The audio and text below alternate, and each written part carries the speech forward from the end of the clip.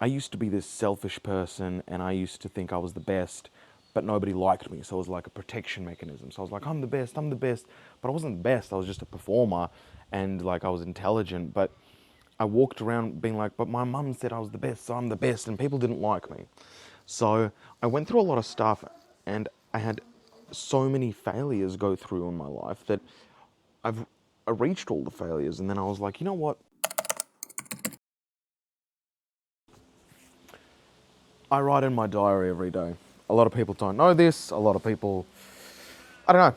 I write in my diary every day. I thought that that's something useful for people to know. So I'm an old age, right? So I'm old. I'm old age, and yet I still have pen to paper.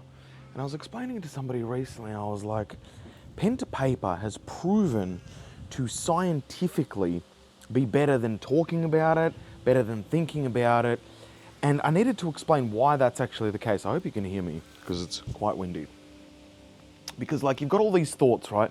You're like, I'm gonna do this, I'm gonna do that, this relationship this relationship that, and you've got all these thoughts, all these things circling around, right? And because it's like you get caught not realizing that this is happening, like all these thoughts are happening, and because you're thinking them, you think, no, I understand it all. But what your brain is serving up, it's serving up like potential hundreds of options. When you write it down, you're taking all these 100 options and you have to succinctly take thought and put it into like reality of like this. You know, this is what I feel. I'm like, I can feel sad, I'm angry about my breakup, I hate her, I love her, I wish it was different, I wish it was that. And then it was like, I am sad, and because of that, I'm trying to find a way to stop being sad, and I don't want to be sad anymore. Right? So basically, I've taken all my thoughts and I've written that. Now, diary, I've only started recently writing down what I feel emotionally. I've done it before, but I'm bringing it back now. It's funny that something has to like die in your life or get really bad in your life for you to actually be like, all right, immediately, now I have to return to the good habits. So I've got my diary, I write my emotions down, I also write my to-do list, what I want for the day. If I'm on a certain diet or something like that, I'll put like how many days out of this, so I can be, every day I can be like, oh, I've moved one day closer. So I'm kind of creating a little tick list as well, because tick list is like, I'm creating my own game for myself. It's like, I'm designing a game. Instead of playing Call of Duty or playing video games where people have designed a game and they're like, hey, just get the next level and you get the next badge. I go, hey, design this next level. If you can get this next level, you'll have an extra 20 grand to spend this month or the next month. Or you can buy a new car. You can, I don't know, like you create for yourself basically your own games and then reward yourself by ticking things off.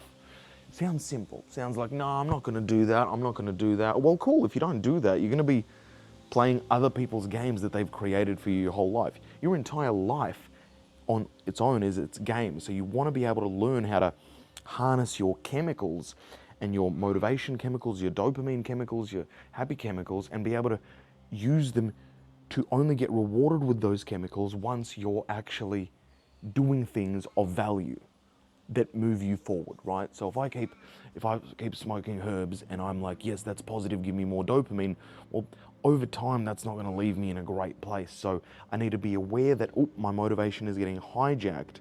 I'm now doing something that if I keep doing, I'm just going to get badges and my life is going to get worse, but it's not actually going to make a significant improvement on my life. But the emotional thing, here's what I want to share, right? It's like this new thing that I'm doing. And the new thing that I'm doing is I have spent so much of my life, all of my life.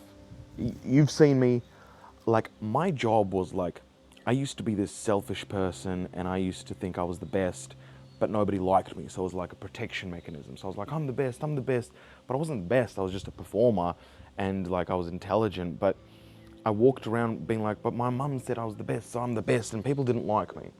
So I went through a lot of stuff and I had so many failures go through in my life that I reached all the failures, and then I was like, you know what? Cool. I've reached all these failures. I've experienced everything. And for me, I went down a really dark path. Like, not just a little bit dark, We're talking really, really dark. Like as dark as it gets, like the lowest of the low of the, of what can even happen. So that's what happened. That's what I got to. So I hope you can see me. And from that moment onwards, I lost trust in myself, but also from that moment onwards said I was going to be a good person. I was going to be a good person, and I was going to, with everything that I do, try and give value to other human beings. That would be my sole cause. I would only try and give value to other human beings. Hang on, there's hopefully that's a little better. So from that moment onwards, I wanted to help other people, right? So all I did was I would look around and I would try and help people in what they were up to. Not in what I thought was great, just my job was to find out what makes you tick. And not what you say makes you tick, but I mean really what makes you tick. Like what is going to be the thing that's going to be like, wow, that's really what I wanted to do. So my job in my morals was to make sure that I could be acutely interested in the human being, understand what the drivers are, how you were brought up, and what instinctually is going to, feels-wise, make you the happiest version of yourself. For example, people that didn't grow up with families, for some of them, having a family, and you can already tell, is going to be so spiritually rewarding because it's something they didn't have and now they have, and their entire experience of life will be like, we didn't have this, but then we created something that didn't even exist. Anyway, I became helping people all the time. Got really good at it.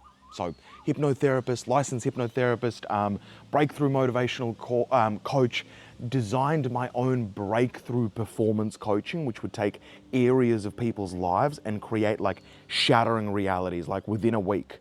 Not slow, not like literally create different paradigms for human beings to be like, oh, now I live my life through a different context. And when I live my life through this context and this belief, my whole life changes. That sort of stuff. Point was I was the best, and I still am, and want to be. I'm never going to change that. I want to be a cheerleader for humans. I want to be a cheerleader to be like, yo, I was really awesome. Then I was really not awesome, like really not awesome. So I know how bad it can get. All the homeless people, all the, drug addicted people, criminals, I get every single human being because I have been there. I have written my wrongs, I have covered everything. I have been there and I've traveled all the way back up. So, and I've got the knowledge of what it takes to go back up, what happens and why a lot of things, and why people, there's a lot of things that people get helped with that make them feel broken.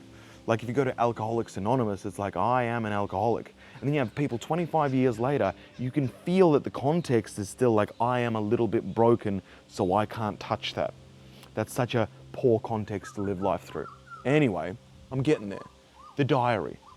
For the first time in my life, because in relationships, I continue helping as well. Too much, and this is what's kind of brought it on. I was like, I've spent again 2 years just trying to help this person, build them in this awesome human being. Now they have so many results, so many things, opened up a whole new world for them.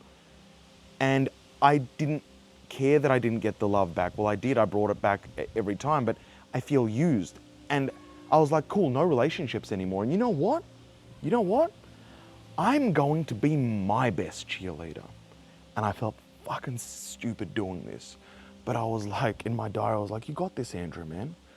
This is it, like you got this. Step by step, take your time. And I started writing stuff that I tell people, because I already know how to do it. So I started writing and being my own best cheerleader. Now, I don't know, I've been doing it for like 2-3 weeks now. But every time I finish it, I feel great. I'm like, oh, life is sad, blah, blah, blah. And then I like literally write what I'm feeling right now and just whatever comes to mind. And then as I'm writing it, I'm beginning to transform it and motivate myself. For example, if I go, man, I'm hungry today and I'm sad, and she's the partner you've been watching, she's out at a festival and she's enjoying herself and I feel silly, maybe I should relax. And then it's like, you know what, Andrew, you are doing the hard thing now so you can have it easier later.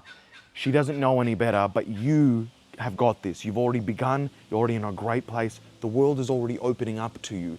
Look, you're beginning more consistent on the things you want to. Just take time, be patient. It will come, and all of it will come. And then I write like, here's what will come, here's what will come, here's what will come. So by the end of it, I'm like, yeah, I'm a little bit excited. Still numb. The relationship has still killed me from the inside. So don't make no mistake, that still happened. But the point is like, okay, cool. Now I'm in a place, cool, okay. I am motivating myself. And it's weird. It's weird because I don't know if it relates to everybody, right? There's a lot of people that are already selfish. They're already like self-concerned and partner. Not selfish. She wasn't selfish. Concerned about self. They are at a level where they're uncertain of their own safety, security, confidence that they continuously focus on themselves before they can focus on others.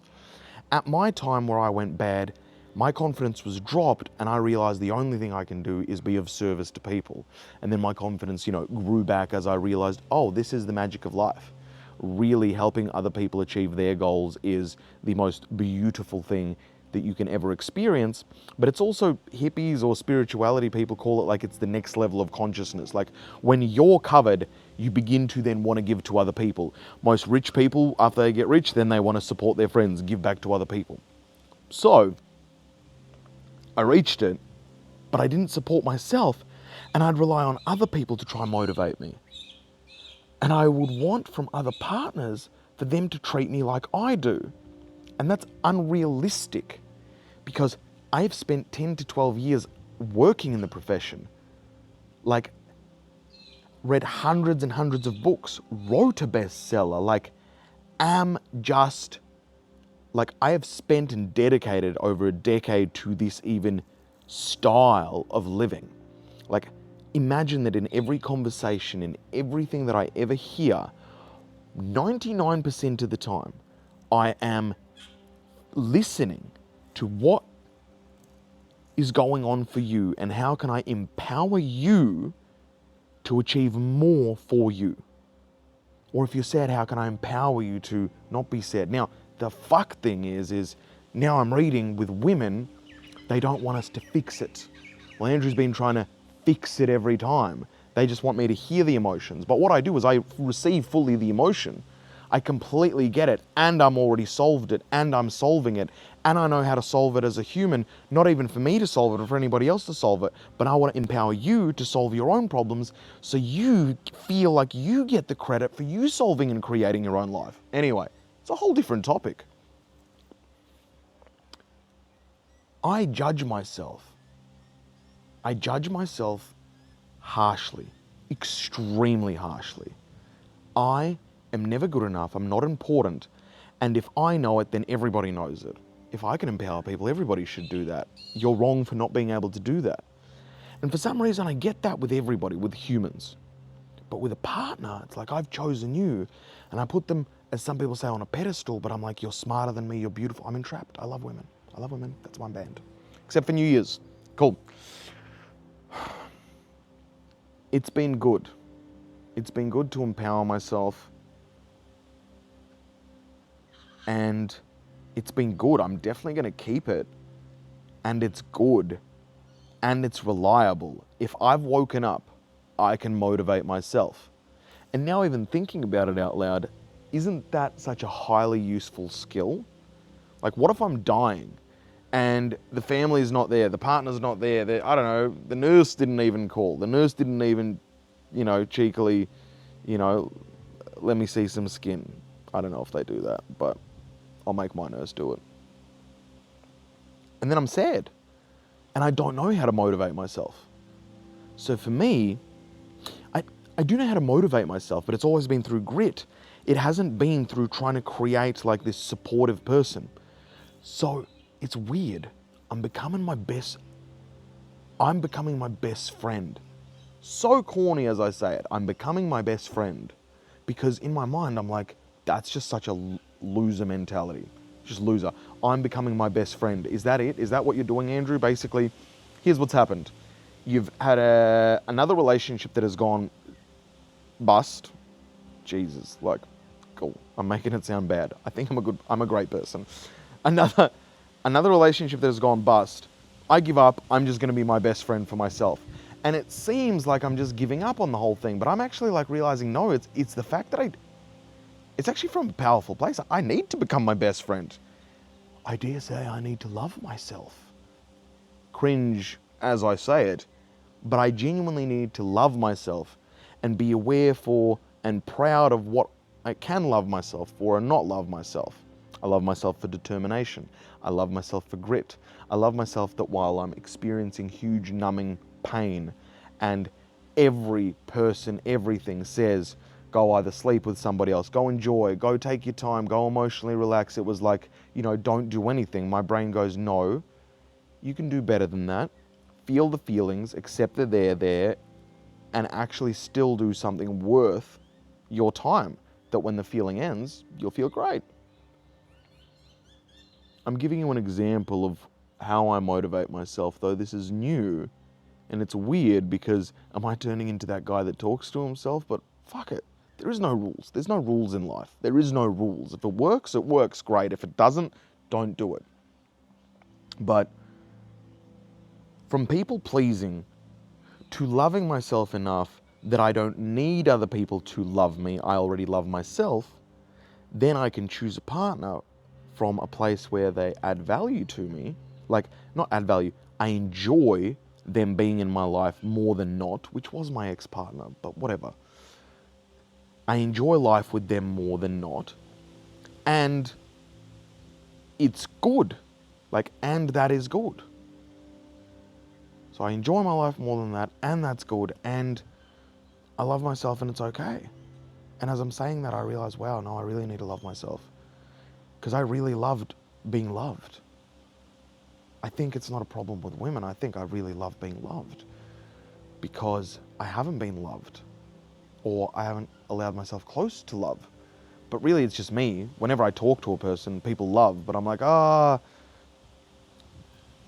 one day you'll just laugh at me behind my back and you'll be judgmental. It's hard up in here in my head. It's hard, but I think it's important to share. I can still get results while my head being this messy. And it gets clearer sometimes, hopefully. It does get clearer. But this is the thick of it, man. I'm not in good shape. I'm numb. I got a lot of things moving forward, and now I'm motivating myself in my own diary. But you can do it, Andrew.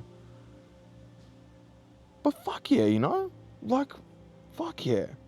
That is how it should be done, man. That is. I always say to other people, but I need to say to myself, you're the only one that falls asleep with you at the end of the night. Yeah, people have opinions. Yeah, people call people that. Even if you're in a partnership, when you close your eyes, that last person that you fall asleep with is just you. You are actually always alone in life. So the number one relationship you've got to make sure is you love is you. Love you. Step one. Step two, now I've got this other person laying next to me. Or I'm obviously going to have 2 or 3 women now because the one relationship obviously is now just, we've got to scale that. I love them too, but I must love myself first, because if I don't love myself, I'm looking at them and I'm like, why are you here? Do you love me? And then I'm like, fuck, you probably love me because I'm doing stuff, so I'll go do more stuff. And then you're doing so much. And I was like, do you love me now?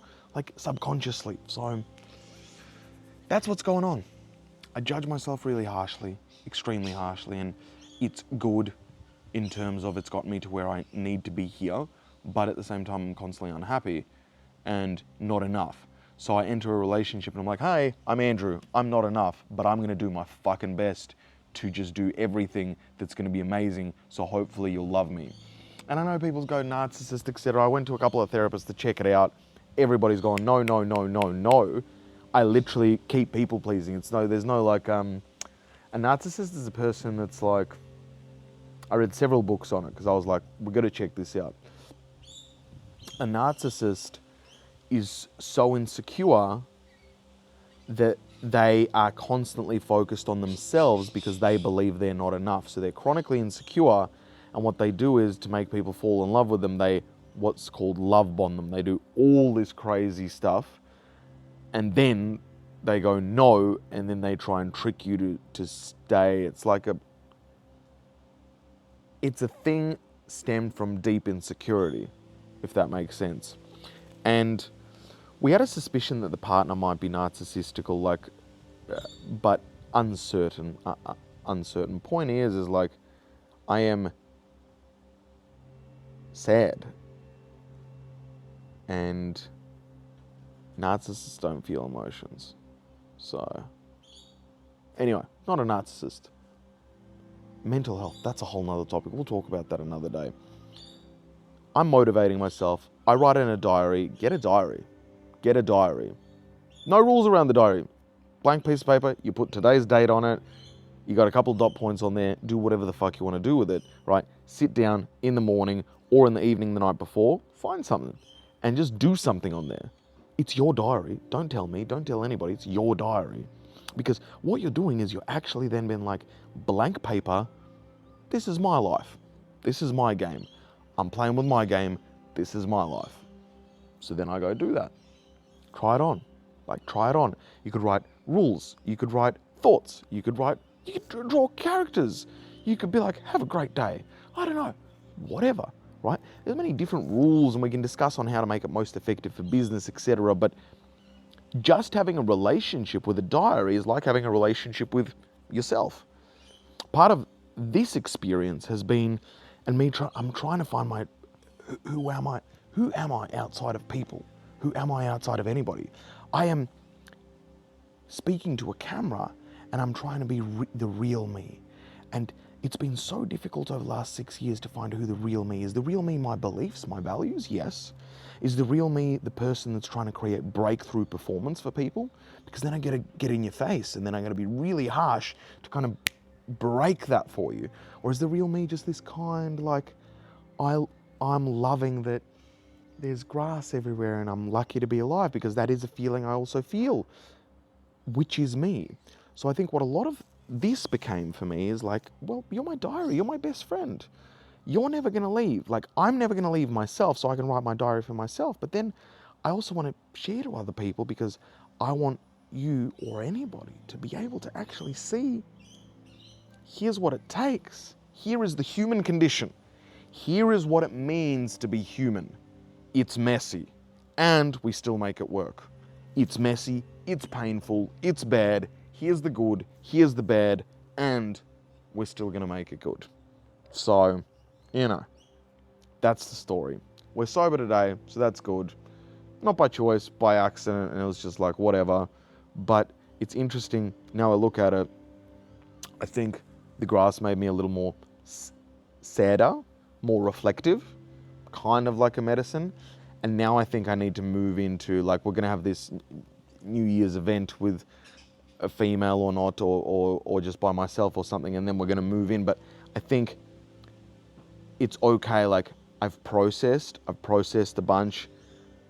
Let's now move forward with a bit higher energy. So I think it's had its use, but not sure. Don't hold me to that. I am not certain at the moment. I'm still numb. I'm with my family, so there's social here, so I don't know. It might be easier, but that's where I am. So thanks for being here, my best mate. But I'm also having another best mate, and I'm trying to be best mates with myself. So now it's the three of us. But it can't be just me, best mate with me, so you've got to be your best mate as well. Is mate just for boys? And mater. And be the best mater. Be your best friend. I'm trying to be my best friend. You try and be your best friend. And then if you're your best friend and I'm my best friend and I'm like, I love myself, and you're like, I love myself.